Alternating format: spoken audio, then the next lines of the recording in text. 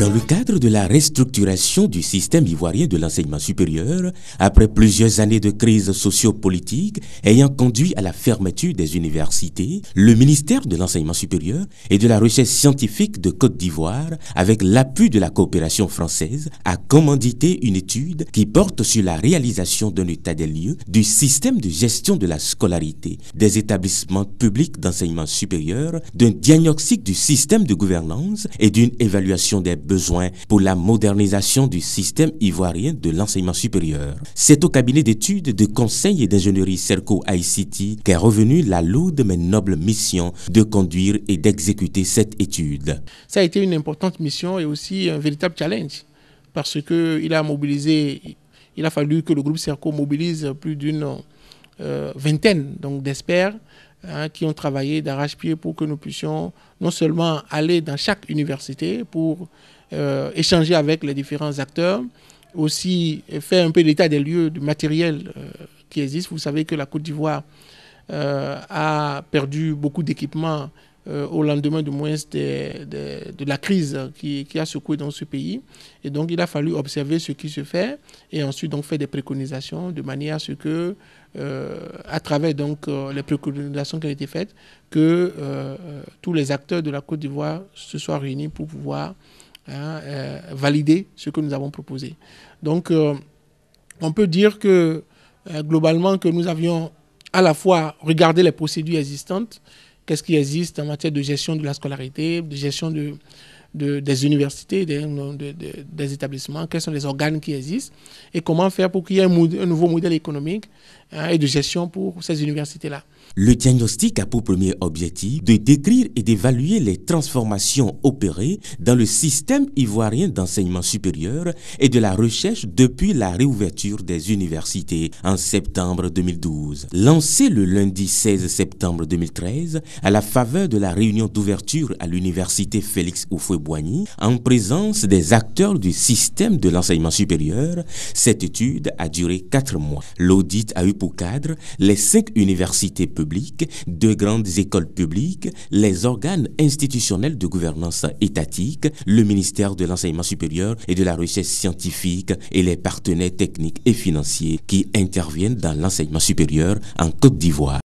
Au regard de la dimension et de l'importance de cette étude, le cabinet Serco ICT a mobilisé des experts internationaux dont le savoir-faire et l'expérience ne sont plus à démontrer. Au travers d'une méthodologie et d'une planification rigoureuse, l'équipe a présenté au ministère le rapport. Après donc que nous ayons gagné l'appel d'offres, nous avons dans un premier temps donc échangé avec l'équipe, le comité CDD, qui est le comité de supervision donc, du projet. Et nous avions en temps travaillé avec eux pour arrêter les différents acteurs que nous allons interviewer. Ensuite, il y a une phase terrain où nous sommes allés sur le terrain pour faire l'audit physique des matériels, échanger avec les personnes, les institutions, etc. Et après, donc, il y a une phase de collecte de données. Et ensuite, nous avions réalisé et rédigé donc, le document diagnostic qui a été soumis. Et nous avons aussi un document projet que nous avions également soumis lors d'un atelier. Ces rapports ont fait objet de validation par la communauté universitaire, notamment les responsables à divers niveaux des universités, les cadres du ministère et les partenaires techniques et financiers. C'était les 21 et 22 janvier 2014 à l'École nationale de statistique et d'économie appliquée de Côte d'Ivoire. Cette séance de validation a connu la présence de Madame la directrice de cabinet du ministère de l'Enseignement supérieur de la Côte d'Ivoire et a été l'occasion pour les experts de Serco ICT de présenter les résultats du fastidieux travail abattu en 4 mois. Les projets qui seront évoqués, complétés par le docteur Alain Chichi. Pour ma part, je vais me concentrer plutôt sur les éléments diagnostiques et les premières discussions autour de l'évaluation du système d'enseignement supérieur et surtout sur sa capacité à pouvoir intégrer les différentes réformes et modèles qui aujourd'hui gouvernent de gouvernance universitaire. Les acteurs ont apprécié le travail et apporté des amendements aux recommandations proposées par le cabinet. Quand vous êtes arrivé à Kourougou, on a vu le travail que vous avez fait, mais on s'attendait à ce qu'il y ait des distorsions au niveau de la restitution. Là, on s'est rendu compte qu'il y a eu un travail d'audit restituer de façon fidèle. Et ça nous a marqué. Autre chose, c'est que vous avez dit vous-même que vous avez eu à rencontrer pas mal d'acteurs. Au sein de notre université, vous en avez rencontré et les noms ont été consignés. C'est à partir de la crédibilité de votre travail. Ce qui nous a marqué, c'est le document en tant que tel, la richesse du document qui a été produit. Déjà la méthodologie qui a été adoptée, qui a consisté dans un premier temps à faire un diagnostic de l'existant avant de proposer des solutions. Je dois dire qu'au niveau du diagnostic, dans bien des cas, nous sommes d'accord avec ce qui a été fait. Au niveau des propositions également, il y a beaucoup, je veux dire 90% de ce qui a été proposé nous sied.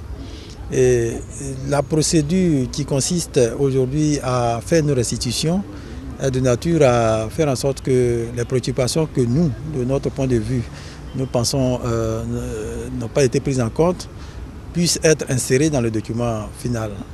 Les propositions concernant la formation et la communication ont été suivies par la Commission. En revanche, des compléments ont été apportés aux recommandations sur le processus de gouvernance. L'exposé sur ce point a engagé les discussions en poursuivant l'objectif de cerner les objectifs de l'échec des projets et investissements antérieurs.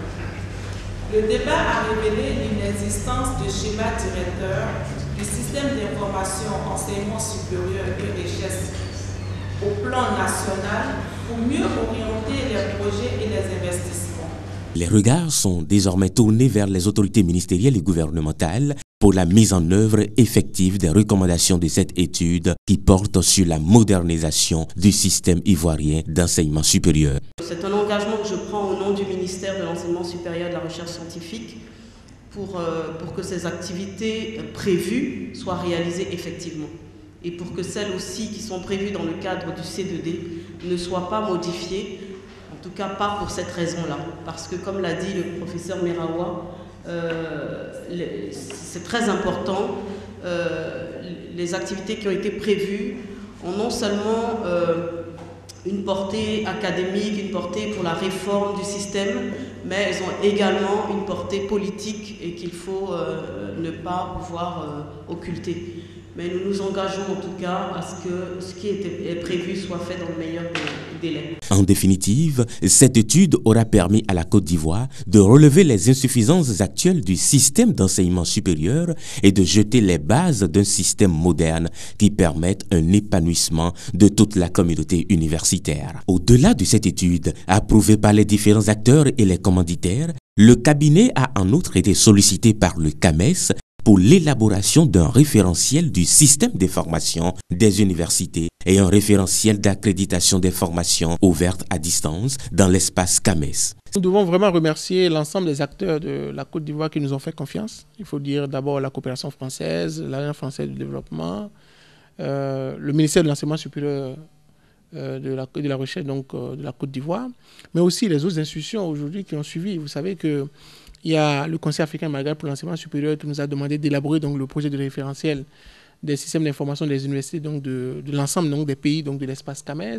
Nous avons aussi un projet d'élaboration des référentiels d'accréditation des formations ouvertes à distance. Qu'est-ce qui va faire que désormais, vous savez qu'avec l'évolution des effectifs dans la plupart des universités, aujourd'hui, les formations à distance sont une alternative. Et après cela, nous avions travaillé déjà au Bénin avec les 2 universités nationales. Nous travaillons sur le système d'enseignement supérieur algérien aujourd'hui. Donc, je pense que c'est des projets majeurs qui positionnent le cabinet Serco dans une vision véritable au niveau à dimension nationale, mais aussi à dimension sous-régionale. Ces multiples expériences du cabinet africain Serco ICT l'installent désormais comme une expertise avérée en matière de système d'information et de gouvernance universitaire à l'ère du 2.0 en Afrique.